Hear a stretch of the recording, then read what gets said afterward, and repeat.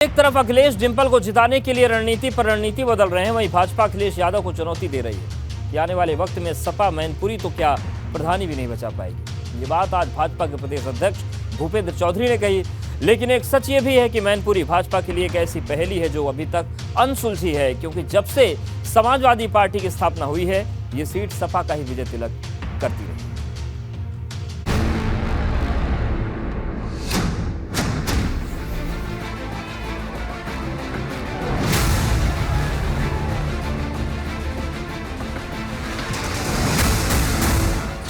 भाजपा के चौधरी का संदेश, प्रधानी भी नहीं बचा पाएंगे अखिलेश। अब स्थिति समस्या ऐसी आ जाएगी कि प्रधानी के भी लाले पड़ जाएंगे। क्या बदल जाएगी मैनपुरी की सियासी हवा 5 दिसंबर के बाद, लाल या भगवा? कि हमारी सीट है, हमारे परिवार की सीट है, हमारी संपत्ति है, हमारा गढ़ है, तो भाई बहनों अब कोई किसी का गढ़ नहीं। रामपुर, आजमगढ़ और गोला की जंग जीतने के बाद भाजपा फुल फॉर्म में है और अब उसका अगला लक्ष्य मैनपुरी है, जिसे भेदने के लिए भाजपा ने अपने बड़े बड़े महारथियों की फौज जमीन पर उतार दी है। तो भाजपा के प्रदेश अध्यक्ष भूपेंद्र चौधरी ने ये कहकर समाजवादी खेमे में खलबली मचा दी कि मैनपुरी किसी का गढ़ नहीं, और अगर किसी को ये भ्रम है तो इस भ्रम को इस बार तोड़ दिया जाएगा। जो भ्रम को लेकर लोग घूम रहे हैं कि हमारी सीट है, हमारे परिवार की सीट है, हमारी संपत्ति है, हमारा गढ़ है, तो भाइयों बहनों अब कोई किसी का गढ़ नहीं। अब सारा देश प्रदेश भाजपा का गढ़ है। हमने आजमगढ़ भी जीत ली, रामपुर भी जीत ली, कोई सीट बचा नहीं है और हमें संकल्प लेकर इस विषय को आगे बढ़ाना है। भूपेंद्र चौधरी यहीं नहीं रुके, उन्होंने यहाँ तक कह दिया कि मैनपुरी तो दूर, सपा आने वाले वक्त में प्रधानी का चुनाव जीतने तक के लिए तरस जाएगी। जैसे अमुक क्षेत्र समाजवादी पार्टी का गढ़ है, अमुक क्षेत्र बहुजन समाज पार्टी का गढ़ है, लेकिन भाइयों बहनों अब किसी का कोई गढ़ नहीं।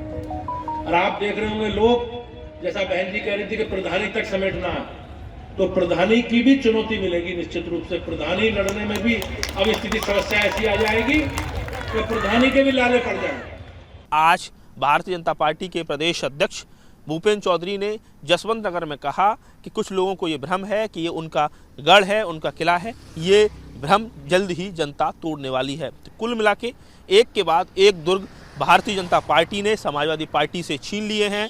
आजमगढ़ और रामपुर जैसी सीटों के बाद भारतीय जनता पार्टी का जो कहा जाए कॉन्फिडेंस लेवल है वो काफ़ी ज़्यादा बड़ा हुआ है, और यही वजह है कि मैनपुरी लोकसभा जो मुलायम सिंह यादव के निधन के बाद खाली हुई है।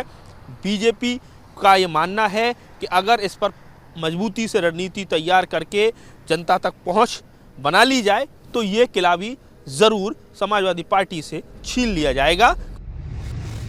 इधर भूपेंद्र चौधरी गरज रहे थे तो दूसरी तरफ डिप्टी सीएम केशव प्रसाद मौर्य बरस रहे थे, जिनकी माने तो मैनपुरी में सिर्फ नेताजी का सम्मान था, लेकिन अब मैनपुरी पर भाजपा का कब्जा होगा। नहीं, हम लोग पूरा कॉन्फिडेंट हैं। मतलब मैनपुरी तो हमारे लिए आजमगढ़ और रामपुर लोकसभा से ज्यादा अनुकूल सीट है। तो पहले क्यों नहीं सर जीते इस बार? नहीं, आदरणीय मुलायम सिंह यादव जी के प्रति हमारा राष्ट्रीय नेतृत्व सम्मान का भाव रखता था। उनके खिलाफ प्रचार करने बताइए, 2014 में प्रधानमंत्री जी या हमारे राष्ट्रीय अध्यक्ष जी नहीं गए, 19 के चुनाव में नहीं गए, 95,000 वोटों से 95,000 वोटों से जीते थे। गौरतलब है कि मैनपुरी में जीत का कमल खिलाने के लिए भाजपा ने पूरी ताकत झोंक दी है। न सिर्फ केंद्र के मंत्री बल्कि यूपी सरकार के कई मंत्री मैनपुरी में डेरा जमा चुके हैं। इस बार विरासत बचेगी नहीं, विरासत नहीं बचेगी। हाँ, क्योंकि विरासत से तय नहीं होते सियासत के फैसले।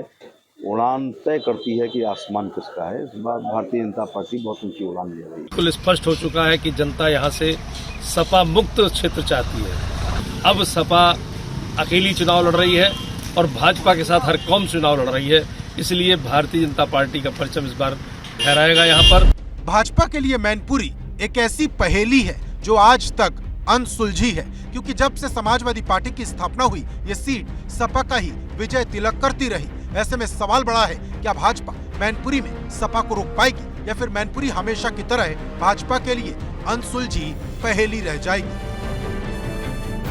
मैनपुरी से नितिन उपाध्याय, एबीपी गंगा। और अब बात आजम का बदलापुर खतौली में दावेदारी पुल, क्योंकि मैनपुरी के बाद सबसे ज्यादा चर्चा रामपुर की हो रही है। जहां आजम खान की सबसे बड़ी अग्नि परीक्षा है, क्योंकि जिस सीट पर पिछले लंबे समय से उनका कब्जा रहा वो अब दांव पर लगी है। लेकिन आज आजम ने भाजपा के साथ एक हिसाब पूरा कर दिया, क्योंकि 2 दिन पहले भाजपा ने आजम का एक विकेट गिराया था, लेकिन आज बारी आजम खान की थी। वहीं खतौली में भाजपा का रथ रोकने के लिए सपा और रालोद ने पूरी ताकत झोंक दी।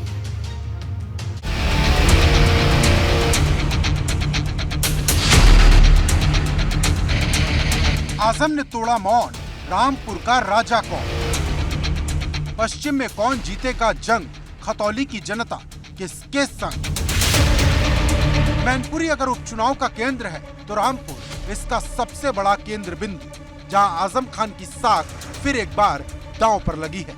क्योंकि अगर इस बार आजम खान रामपुर हार गए तो उनकी राजनीति पर बड़ा प्रश्न चिन्ह लग जाएगा, और ये बात आजम खान को पता है। यही वजह है कि अपने गढ़ को बचाने के लिए आजम खान ने इमोशनल कार्ड खेलने शुरू कर दिए हैं। चुनाव आते हैं और चले जाते हैं, लेकिन रामपुर चुनावों के बारे में एक ऐसा इतिहास रच रहा है, एक ऐसे अन्याय का इतिहास जिस पर आने वाली सदियां खून के आंसू रोएंगी, और उन लोगों पर यकीनन हैरत करेंगी जिनके अंदर बर्दाश्त की हद तक होगी।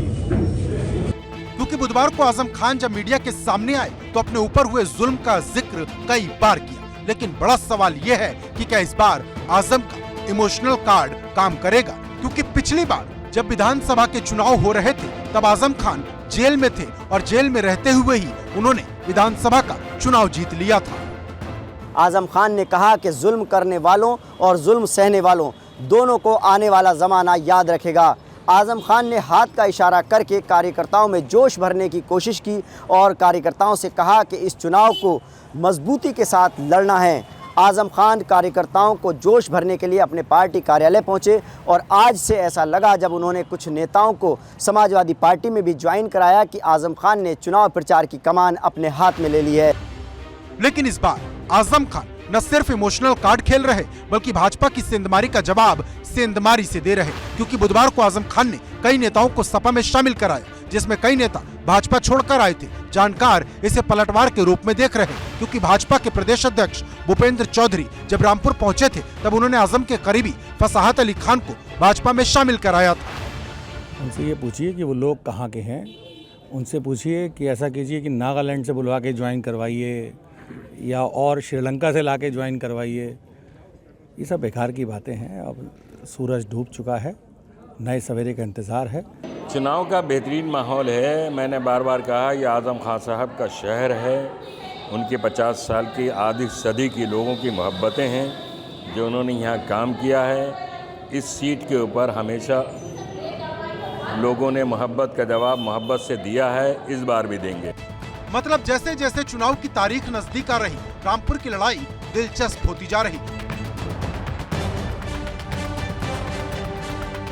और कुछ ऐसा ही हाल खतौली का है, जहां भाजपा की साख दांव पर है। क्योंकि पिछली बार ये सीट भाजपा के विक्रम सैनी ने जीती थी, लेकिन आजम खान की तरह उनकी भी सदस्यता चली गई, और अब खतौली में सपा और रालोद मिलकर भाजपा को चुनौती दे रहे।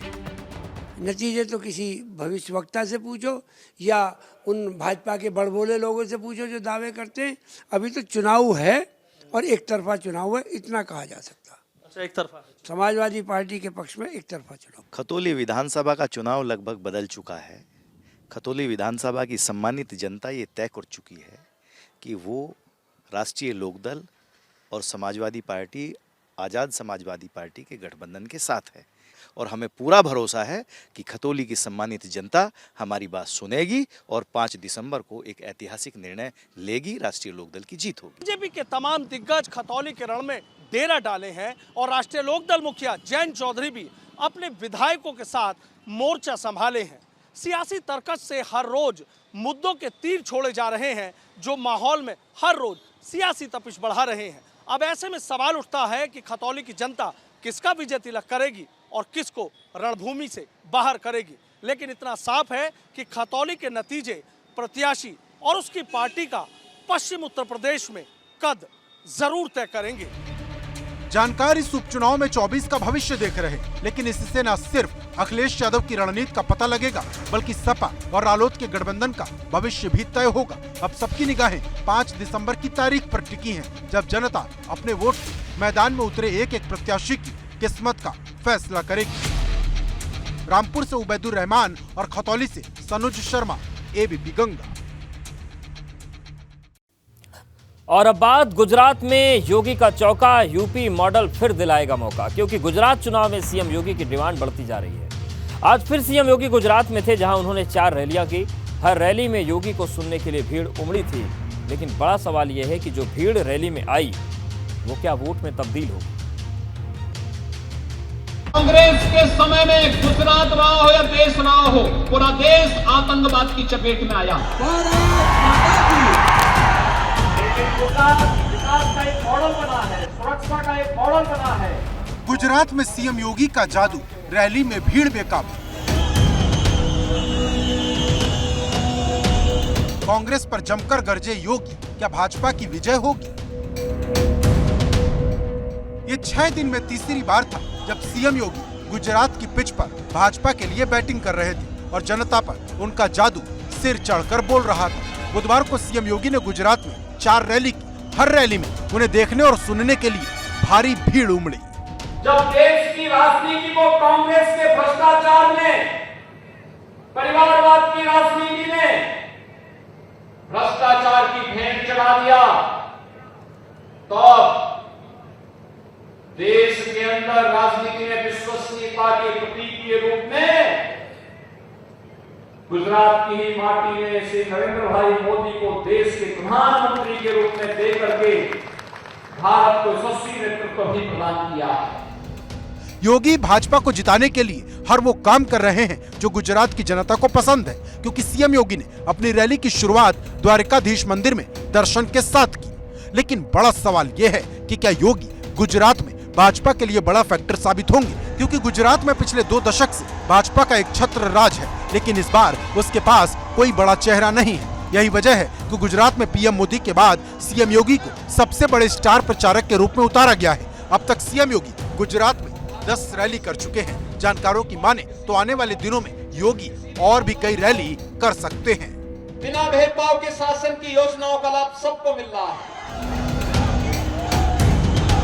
वैसे सीएम योगी की डिमांड लगातार बढ़ती जा रही है, क्योंकि गुजरात से पहले ये डिमांड हिमाचल प्रदेश में भी देखी गई थी, जहां सीएम योगी ने 16 रैलियां की थी। मतलब एकदम साफ है, भाजपा के लिए योगी एक ब्रांड बनते जा रहे, क्योंकि अगर इस बार हिमाचल और गुजरात में भाजपा की सरकार रिपीट हुई तो उसमें एक बड़ी भूमिका योगी आदित्यनाथ की भी मानी जाएगी। Bureau report, ABP Ganga.